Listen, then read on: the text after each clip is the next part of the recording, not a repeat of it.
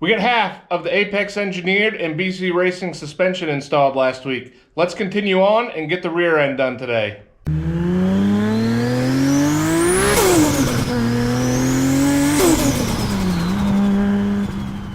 Last week, we got all the Apex Engineered suspension up front along with the BC Racing coilovers. So that is all done, ready to go. So this week, let's get the rear done. I got the car all ready to go up on the quick jacks. What I had in there for the rear suspension has been removed. So that's good to go. So we got this big box of stuff here from Apex. Everything we should need for the rear. We have a Mustang differential here, what they call a Super 8.8. We'll go over that in a bit. We've got some axles here that we need to take apart and reassemble. We've got our two remaining coilovers for the rear over there, a couple of wheel hubs. We're all ready to go. So let's jump right in and let's start putting this rear suspension in the car. So this is a rear differential out of a 2015 and up Mustang. These are what they call a Super 8.8. This is basically the older style 8.8 diff, but designed to be independent rear suspension. With the Apex kit, you can spec the rear subframe to either take a 370Z diff or this Mustang Super 8.8 diff. I decided to go with the Super 8.8. The reason I went with this diff over the 370Z diff is because how long these 8.8s have been around. It's still the same basic design as the old 8.8s that have been around for forever. There's a ton of aftermarket support for these. I can do basically anything I want, any gear ratio you're gonna want, you could throw in these things. In the Mustangs, you can either get one out of an auto or a manual. The autos have a full aluminum case. The manuals have a steel case with the aluminum cover. So I went with the manual. They also come in a variety of gear ratios. I went with a 355. The 280Z rear diff is 354, so I figured stay right in that ballpark for now. I did some math a while ago. I don't remember how everything works out, but it looks good with the CD09 of where everything should be living at, you know, cruising speed, highway speed, all that stuff. All I've done with this thing so far is clean it up, prime it. I throw some aluminum paint on it just to make it look nice because it was pretty crusty, but it should be good to go. These do come with a locker in them or an LSD, so I don't have to do anything with this right now to put it in the car. It is ready to go. The only thing I do have to do is throw some new seals in it, so let's do that real quick.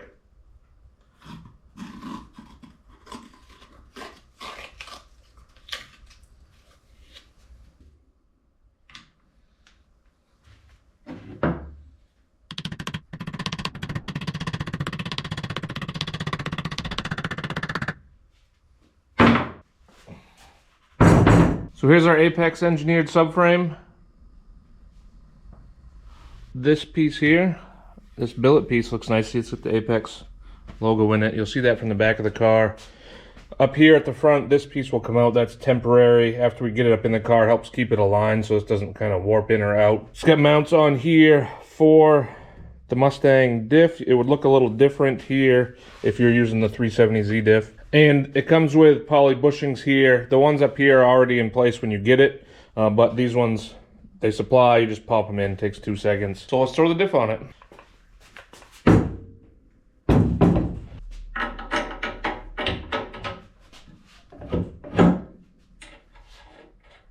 You will have to pick up mounting hardware for this if your diff didn't come with them. These front holes are not threaded on the diff, the rear holes are. So I picked up a couple bolts to match the thread on here. These are 14mm by 2.0 pitch and 60mm long.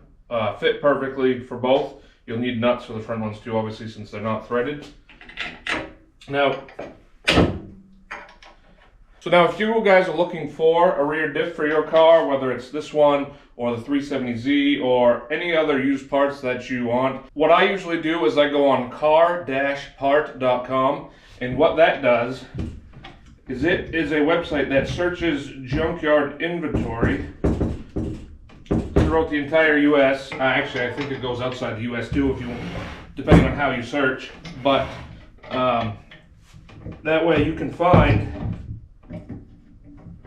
and search for yourself. It connects you, it shows you an inventory of the junkyards, you know, in your search area, and it shows you, you know, you search by part, by year of the vehicle, all that stuff, and they'll have pictures on there and everything. Generally, you can sort by price, distance, all that stuff. And I've bought a bunch of stuff from junkyards this way. You know, I bought that CD09 from one. I bought this Mustang rear diff. I bought a roof for my C5 Corvette that I had because I'm not having much luck getting this bolt started. Because when I bought it, it had the roof was all scratched up because the previous owner had it fly off on them. But anyways, if you're looking for any used parts like that, car-part.com, and I'm not affiliated in any way. I make no money or anything like that off of telling you guys. That's just a tip to help you guys out.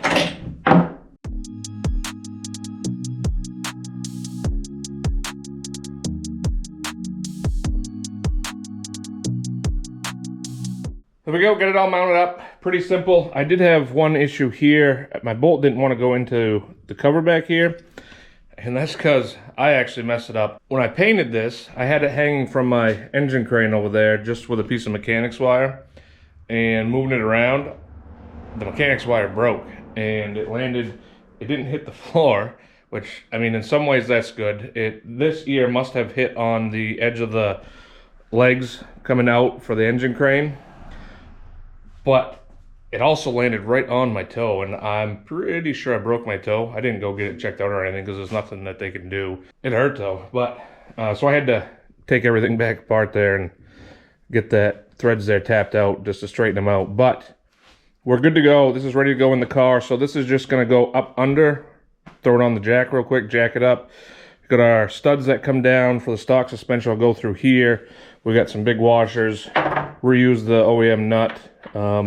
And by the way, I am going to, for the car, I believe there's a couple companies that sell replacement hardware kits. There's some kind of generic ones on eBay and Amazon and stuff. But Resurrected Classics, I've seen they sell a good hardware kit supposedly for the whole car. You know, all the stuff you'd need on the body. Like, I don't want to put these old rusty bolts and stuff on there when we're done and ready to go. So I still got to buy that at some point. But I think Z-Car Garage, there's a couple other companies that sell some too, but anyways, so we're going to reuse this stock hardware for now. These go up front here just like this with the stock bolts that go up through, so we can go throw this in the car and move on.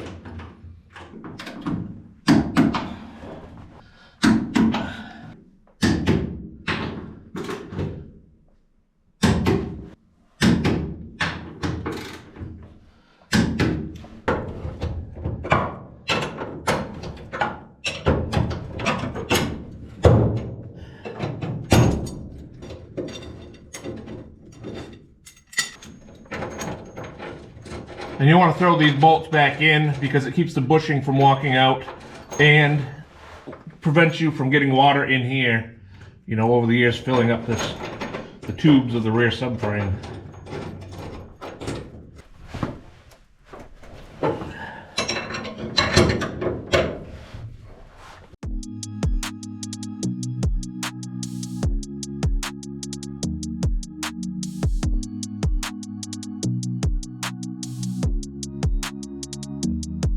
All right, we got that all in, the subframe and the Mustang rear diff.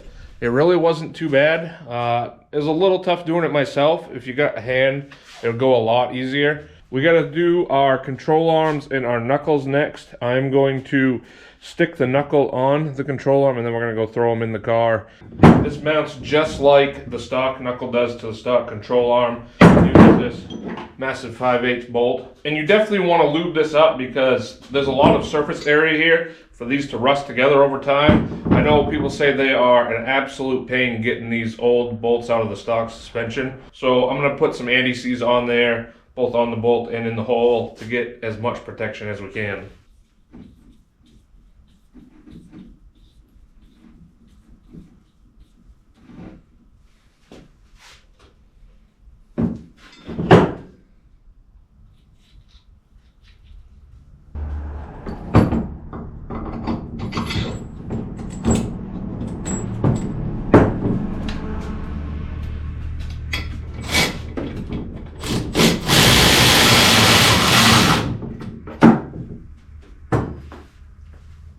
And they do give you extra spacers in case you want to move your knuckle back and forth to change the spacing of the wheel in the wheel opening. I don't know if you guys have ever noticed, but if you look at the side profile of an S30, the rear wheel is not centered in the arch. It is further forward. With Apex's kit, you can adjust that. You wouldn't be able to do it with the stock suspension, but you could use your heim joints here to move stuff back and forth. That way you get it nice and centered, get it looking a little better.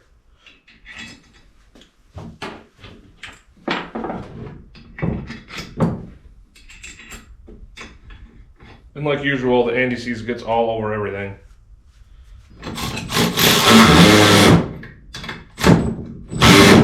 I'm not going to tighten everything down just yet. We'll fully tighten that and everything once we get it in the car. All right, time to mount our control arm to the subframe. I spent quite a bit of time on the other side messing with all the adjustments on the heim joints. I've got it to where, I don't know, I think it might be close. I honestly have no idea. Trying to make everything fit together here and get it so the big thing that I was struggling with is I could tell it was incredibly towed out the way I had it at first. And I took some measurements off the stock control arms and did some calculations based on our different subframe and all that stuff, and it wasn't even close. It had to be towed out like 2 inches or something like that. So I've done a bunch of different adjusting on here, and I don't know, somewhat close. But we're going to throw it together for now, and I'm not going to tighten any of this stuff down. That way, once I get everything together, get the coilovers on and all that stuff so it's fully mounted on the car, and maybe even throw the wheels on so we can put weight on it. I'll see just how off it is, just eyeballing it, and we'll go from there. But for now, we're going to throw it together. And these heim joints have these little collars on here, just like on the front, like we did last video. So you got one of those on each side. You've also got a handful of washers to play with on each mounting point, because as you can see here, we've got different mounting points depending on how we want to roll the control arm forward and back. And I'm not going to mess with any of that right now. We're going to go with the middle mounts. And actually at the back, you've only got 2 mounts because you don't have enough room where the axle goes right here to get an upper mount, upper adjustment. Anyways, so we're going to go with that middle one. We're going to throw it together, and we'll move on and do some final adjustments once it's all together, including the coilovers. And the reason that they give you a bunch of washers to play around with here is because when you do adjustments, especially if you misalign it, like you go lower on the front or lower on the rear and higher on the front, that changes your spacing, because shortest distance between 2 points is a straight line, right? So if you start going at an angle, it's going to tighten up how close these heim joints are to the mount. So you got to mess around with your spacing. And I noticed just adjusting these two especially, because they're not parallel, if you adjust either of them out, it pulls them closer together. But I'm not real confident that these settings are going to work, but we're going to throw it together for now, like I said, and we'll mess with it after. It's kind of hard to get a full visual feel of how it's going to be without it all together. So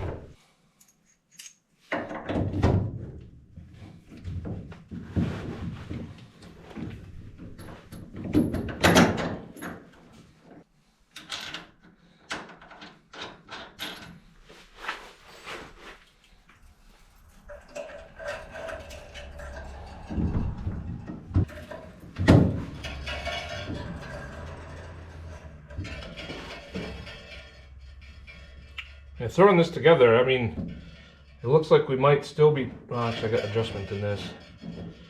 It looks pretty close as far as the toe, so I I don't know. Let's move on. We got to get our coilovers welded onto the coilover mount.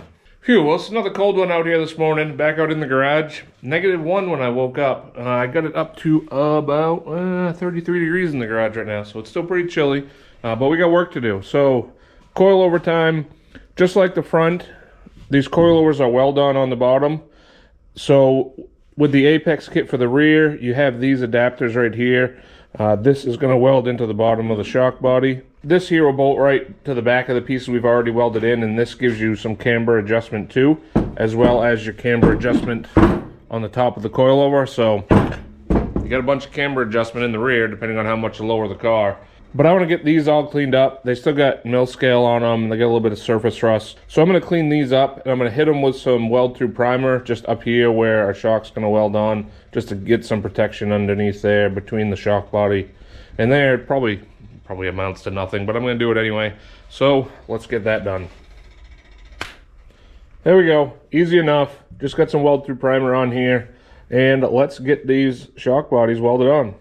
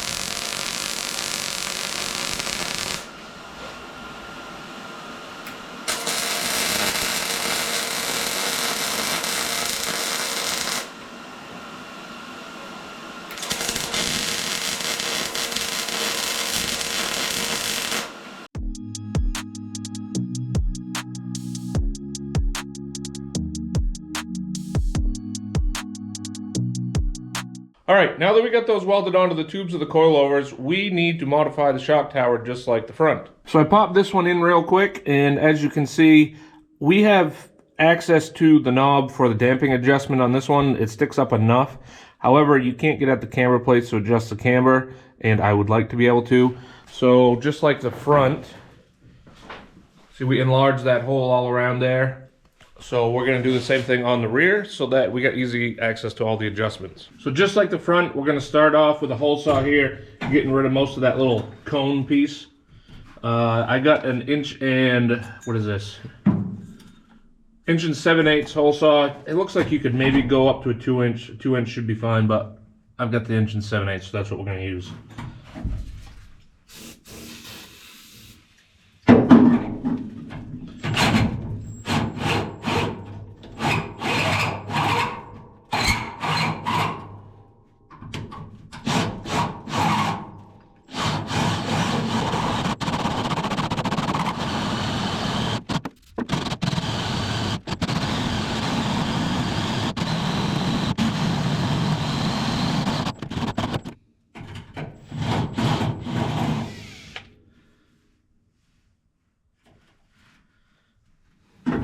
Now we'll clean that up with our die grinder with a burr bit on it. It should go pretty easy.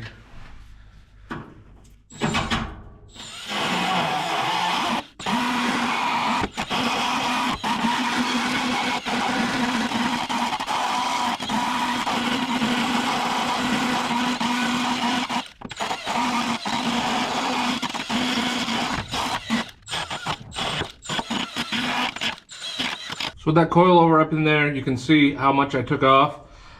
Right now I am at the basically outer circle around that cone. It's double thickness here. There's extra bracing welded on top.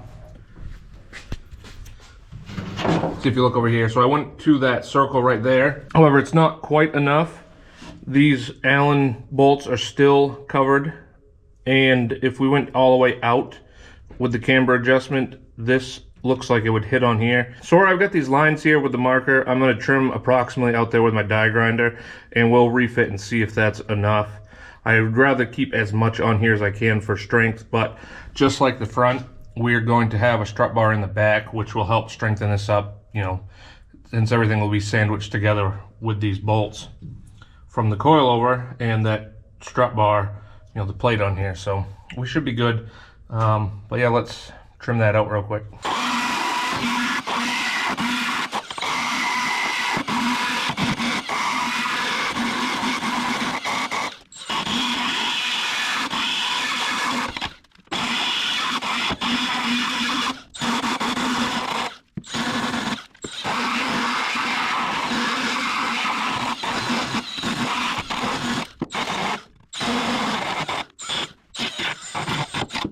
And there we go. That should be good to go. Got plenty of room for adjustment in there. So now the car's all set for the coilovers. Let's throw them back together now that we got some black paint on those too. I gotta throw some primer on that real quick. That way we don't have any rust forming up there while the car sits. But yeah, it's time to throw the coilovers on.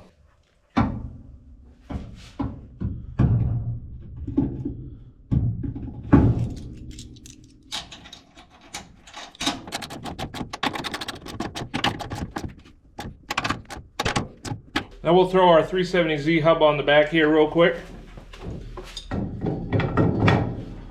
And we got hardware provided by the Apex kit.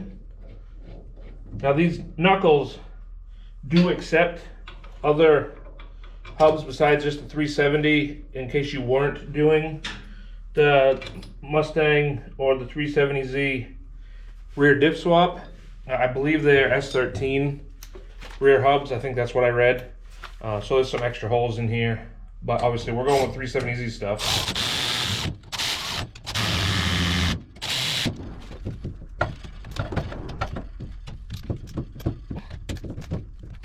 And then we'll just attach our coilover mounts to the knuckle.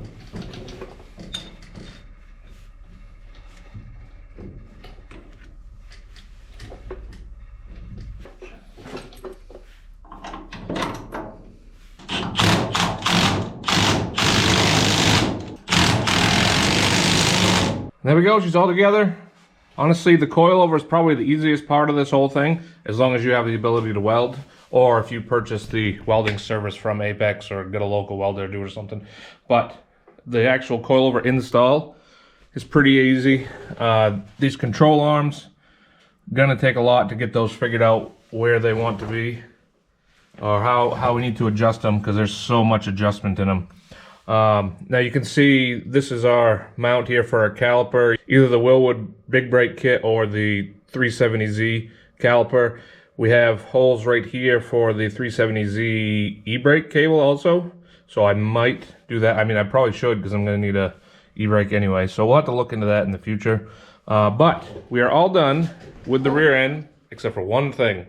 We need to build some axles, so let's get on that. So we have a Mustang differential, 370Z hubs in a 280Z. So any off-the-shelf axle is not going to work. So what we got to do is, here we have a set of axles from a Mustang, a set of axles from a 370Z, and a set of custom shafts from Apex Engineered.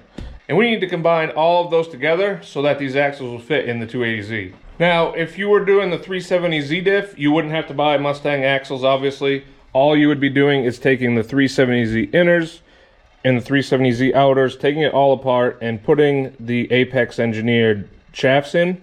We're doing the same process. I just had to buy an extra set of axles, so a little more cost. All right, I went over the whole explanation of swapping these axles over to fit the kit. It's a pretty simple process. If you've ever taken a CV axle apart, there's no difference. All you're doing is putting different parts together. If you've never done it, don't worry about it. Just look up any CV axle rebuild video. You'll figure it out. There's some specifics, obviously, to the 370Z and the Mustang ends, but there's nothing special about these. So instead of that, we're going to skip over everything real quick while we have a conversation. I wanted to go over real quick why I chose the Apex Engineered suspension. And the biggest thing is, I didn't want to deal with that 45-year-old suspension. In my opinion, it is a less than ideal design, especially compared to a more modern design suspension with a subframe setup like Apex's kit. I'm planning on making big power with the 2JZ eventually, and I don't want to have to worry about the rear differential or the axles breaking or anything like that, especially with how much harder it is to get parts than something more modern like the Mustang differential or 370Z wheel bearings or anything like that. It just makes more sense to me to make the upgrade now and not have to worry about it again. The original suspension, you know, was made for a 150 horsepower engine 45, 50 years ago. It can't really compete with a more modern design suspension. There is ways to make it stronger. I know a lot of guys will take the control arms and plate them to reduce the flex, and we could do stuff like that. But in my opinion, upgrading to a more modern subframe style suspension is the way to go. I also don't like the axle setup on the OEM suspension. You got those outer stub shafts that do break, and if they break, your wheel goes flying. I would rather never have to deal with that. Upgrading to a modern style CV joint axle eliminates that problem. If you break your axle, your wheel's not going to go anywhere. And I do know that there are upgrades for those stub shafts. However, they're not cheap. So that's money I would have to spend, especially when we start making power and I worry about breaking axles. If we're using the stock suspension, we got to spend money to replace all those 45-plus-year-old rubber bushings that are definitely no good anymore. You know, and if you're redoing a car as complete as I am at this point, you don't want to put that old, gross-looking suspension back on there, all rusty, you know, not looking good. So you're going to want to paint or powder coat it anyway, so that's an extra cost that the Apex kit, for instance, comes already powder coated and it comes exactly as you want. You can pick any color that you want, so that is a big plus. I definitely am not a fan of drum brakes, so those drum brakes would have got replaced in the rear. The Apex kit, again, already comes with provisions for upgrading your brakes to a modern disc brake suspension. I also do not like the 4-lug. I was going to upgrade to a 5-lug hub anyway, so you get more wheel options. So we're going to have all of those costs anyway. And the Apex kit takes care of all of them without having to piecemeal anything together, which is fine if that's what you want to do. It's just not what I wanted to do. Now, for the Apex kit in particular, benefits for me, it comes with engine mounts. I'm swapping in a 2JZ, but if you're going LS, RB, or keeping the stock engine, they might even have more than that. I don't remember at this point. It comes with engine mounts, so you don't have to custom fabricate them. You don't have to try to figure out where the engine's going to sit. You can just bolt it in. Another big thing with the front is the arms that come off the cross member to strengthen the tension rod mounts. That is a big area of flex, so having them on there to triangulate that area helps eliminate a lot of flex in the front end.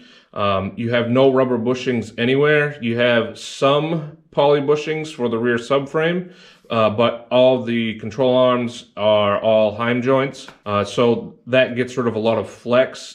Especially if you're building a race car, you definitely want that. All of the control arms on here are completely adjustable. You can adjust literally every angle that you need to on the suspension. Essentially infinitely adjustable. The front knuckles have 2 pickup points for the tie rods to attach to. The innermost one is designed to give you extra steering angle for the drifty boys so that you get all that extra steering angle at full lock. But you also have the spot that's closer to OEM while still being a little bit quicker for street driving or track or anything like that.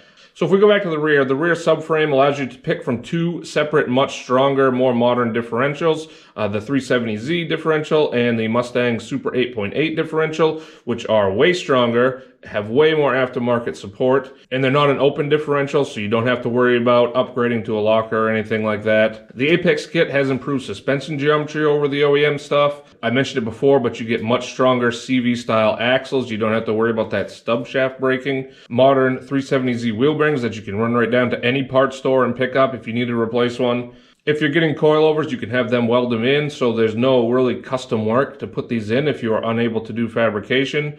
So it's literally a bolt-in deal.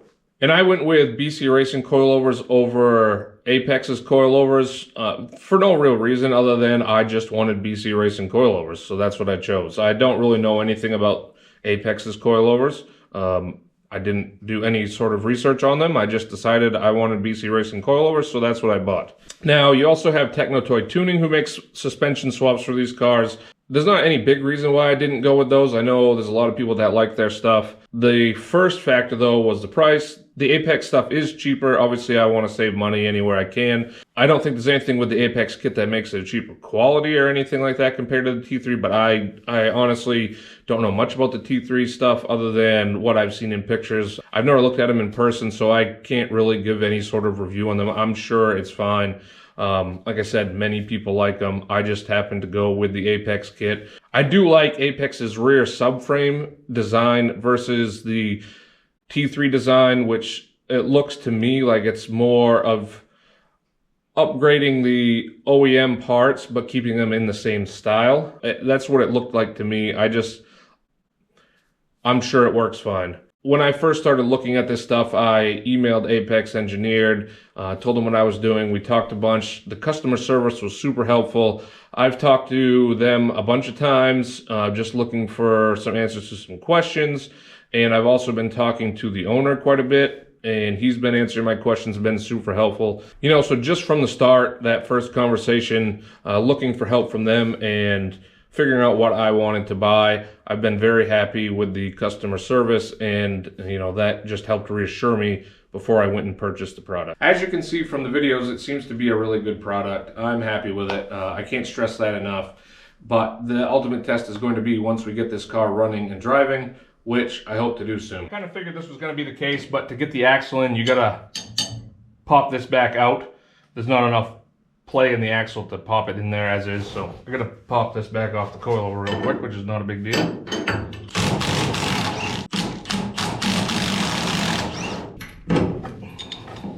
So I don't know, you guys let me know what you think about this whole build and decision and going with the Mustang rear diff and everything.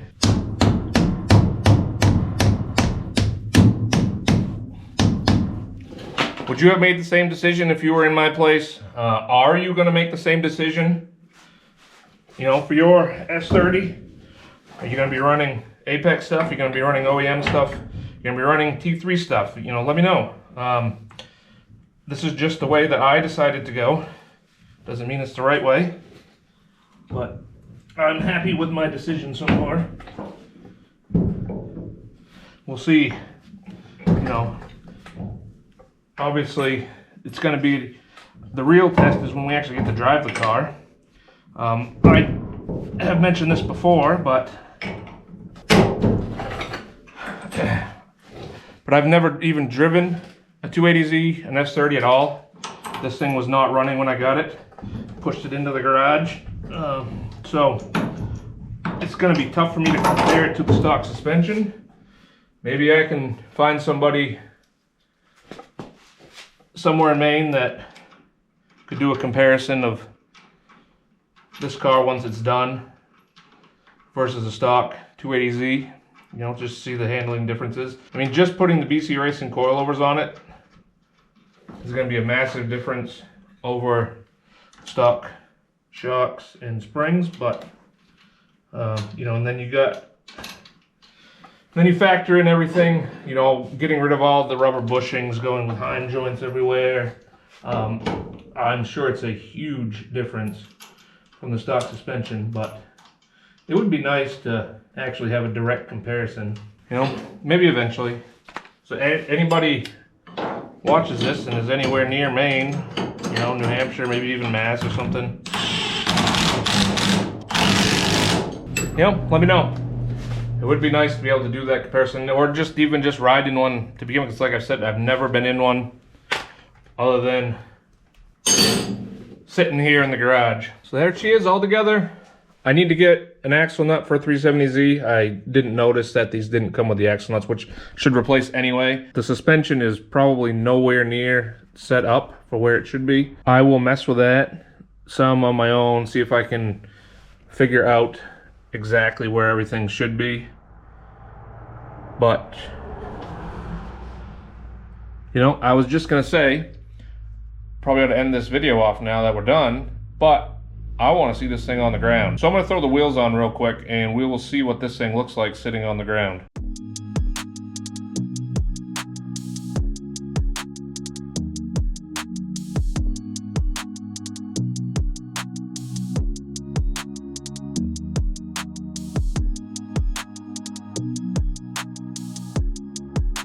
Look at that. Sitting down on the ground on that Apex engineered suspension, BC Racing coilovers.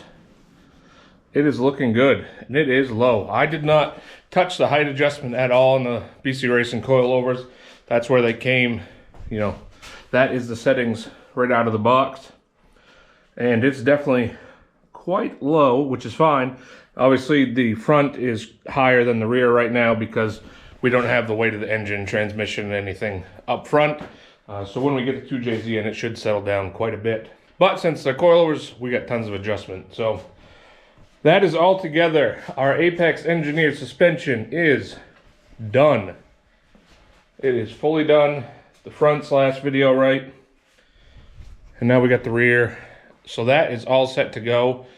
We can start on the 2JZ swap now, which is very exciting. And just quick note, obviously these wheels were for 4 lugs, right? But I don't have any other wheels to use right now. These wheels are junk to me, so, and I've done this before, but I just drilled out real quick 5 lug holes. It's nowhere near right. It's nowhere near safe. You would never do that and drive on the road, obviously, but it's good enough to push around the garage and the yard when we're at that point. I will be getting wheels, obviously, here at some point, but that'll get me by for now. So this is done. Final thoughts. Very happy with the Apex kit. If you are at all considering pushing a bunch of power, wanting better handling than the stock suspension can provide, or just wanting to update your Z to a more modern style suspension, you know, we got a rear subframe instead of that mustache bar and everything, highly recommend the Apex kit. It's definitely not cheap, but I think for the price that you pay, the upgrades are going to be substantial. You know, I guess I just can't say enough how happy I am with how this kit went together, how everything looks, the quality, everything. If I had any regrets with this kit, the only thing would be the color that I chose. I debated going back and forth between this gray and a gold to match the BC Racing coilovers. I wish I would have gone with the gold. My thought was, when I did this, I don't know what color I'm painting the car yet. I don't want something that's going to clash. So I went with gray, figuring it would match with everything. But I think it would have looked really good in gold to match the BC Racing coilovers, no matter what color I painted the car.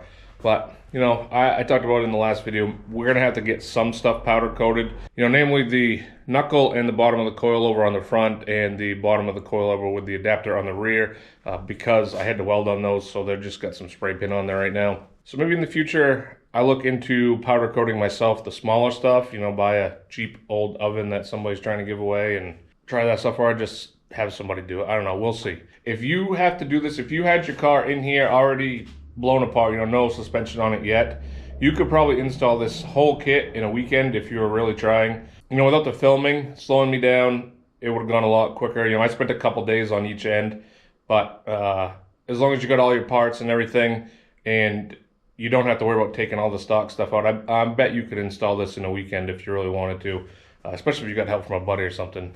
It's really not hard. The only hard part, I think, is going to become getting all the alignment adjusted right, because there's so many adjustments in that suspension, especially the rear control arms.